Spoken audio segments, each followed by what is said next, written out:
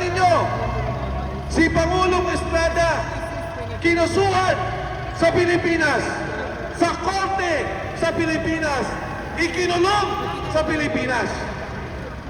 Ang Pangulong Gloria Macapagal Arroyo kinasuhan sa Pilipinas, batas ng Pilipinas, ikinulong sa Pilipinas.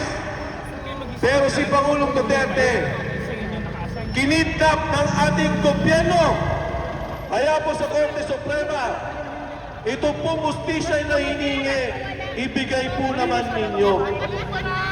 Dahil pag wala nang tatakbuhan ang sambayanan, pag wala nang masumbungan ang sambayanan, baka po pati ang mga pulis na nandito, kaming lahat, ang sambayanang Pilipino, magsama-sama para palitan ang gobyerno nagpapahirap sa sambayanang Pilipino.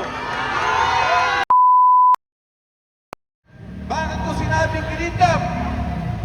Ang kumidnap ang sarili nating gobyerno. Kailan lamang nakasama natin ang 18 marino, yung ating 18 brave Marines. Ano po ang sinasabi nila? Sila ang sumusunod sa mga ICC commissioners at investigators. Sila ang nagbabayad ng hotel. Sila ang gumagawa ng pamaraan upang magkaroon ng investigasyon dito sa Midas Hotel na pag-aari ni Saldico. Libre si Saldico nagbabayad. Doon sa unit ni Saldico sa raffle sa Makati, doon dinadala ang mga witness, doon dinadala ang mga tao para ibuo ang kaso laban kay Pangulong Duterte. Sino ang nagdala? Si Senador Antonio Trillanes. Nangyari ang investigasyon 5 taon matapos tayo na mawala sa ICC. 5 taon, wala na tayo. Ginawa ang investigasyon. At hindi lang basta-basta investigasyon. Inayos ang kaso. Inilabas ang mga testigo. Hindi para tingnan ang katotohanan. Hindi para ayusin ang hustisya. Pero para kidnapin at ikulong si Pangulong Duterte sa The Hague, Netherlands. Ano po ang sinasabi ng mga security? Wala pa ho ang warrant of arrest. Ikinulong na sa Villamor ang Pangulong Duterte. Sinigurado nila na mula Hong Kong makukuha si Duterte at madadala sa Netherlands. Mga kababayan, wala akong problema sa hustisya. Wala akong problema kung nung nais na sa katotohanan. Tandaan ninyo, si Pangulong Estrada kinusuhan sa Pilipinas, sa korte sa Pilipinas, ikinulong sa Pilipinas. Ang Pangulong Gloria Macapagal Arroyo kinasuhan sa Pilipinas, batas ng Pilipinas, ikinulong sa Pilipinas. Pero si Pangulong Duterte kinidnap ng ating gobyerno. Ang sabi ni Saldico, si Bongbong Marcos mismo ang mastermind sa kaso ni Duterte, sa pagtestigo ni Trillanes, sa perang ibinibigay hanggang siya ay kidnapin at ilipad sa The Hague, Netherlands. Marcos resign! Marcos resign! Marcos resign! Marcos resign! Marcos resign! Bakit tayo nandito sa Supreme Court? Bakit tayo narito sa Korte Suprema? Alam niyo ba na ang ICC, ang ibig sabihin po niyan, pagka ang isang bansa magulo, walang kayusan, ang mga ay hindi nagpa-function o walang independensa ang korte, doon lamang dadalhin sa ICC. Pero dito mo ba gumagana ang korte ng Pilipinas? Wala ba ho tayong korte? Meron.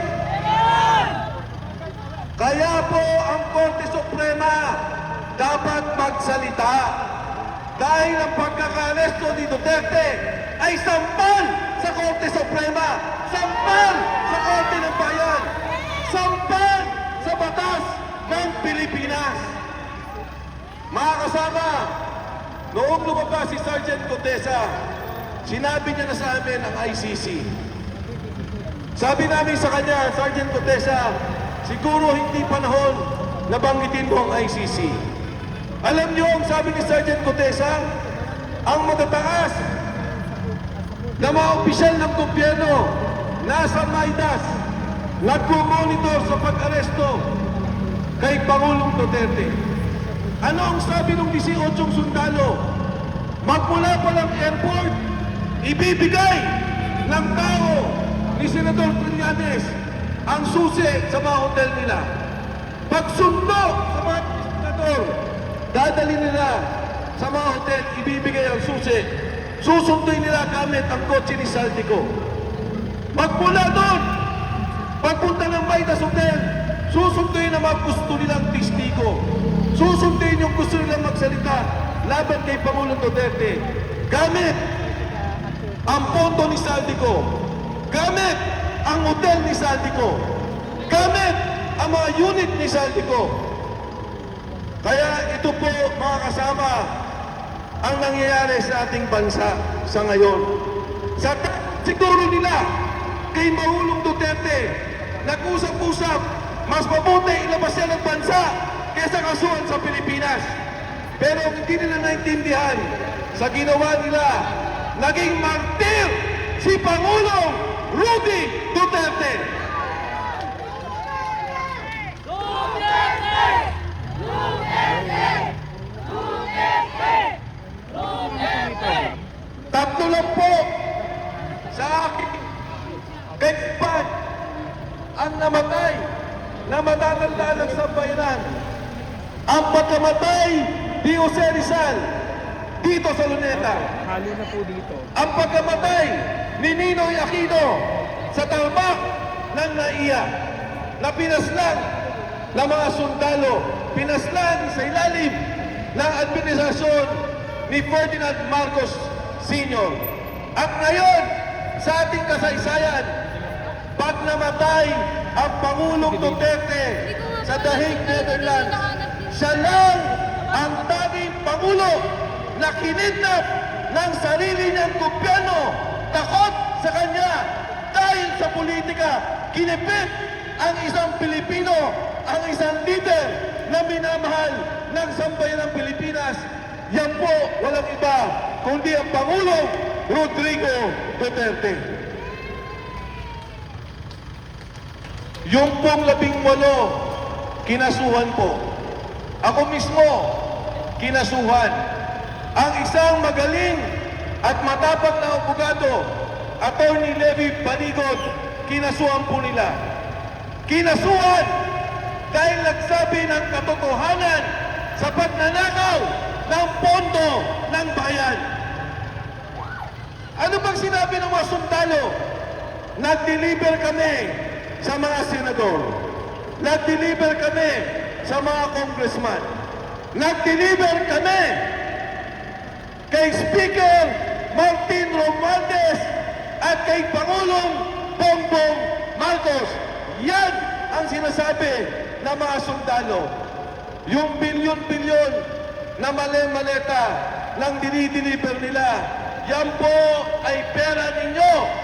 Pera ng kapulisan na makasama natin. Pera ng taong bayan dahil po yan ay buwis na binabayad po natin. Pero ayaw nilang pakinggan. Senado, dahil binibigyan sila ng mali-maletang pera. Ayaw mag-imbestiga ng ombudsman, ng NBI, ng tama ang iniimbestigahan ang nag-akusa dahil ang mga tao din yan ay sangkot sa mali-malitang pera. Kaya po sa Korte Suprema, ito po mustisya na hiningi, ibigay po naman ninyo. Dahil pag wala nang tatakbuhan ang sambayanan, pag wala nang masumbungan ang sambayanan, baka po pati ang mga pulis na nandito, kaming lahat, ang sambayanang Pilipino, magsama-sama para palitan ang gobyerno nagpapahirap sa sambayanan.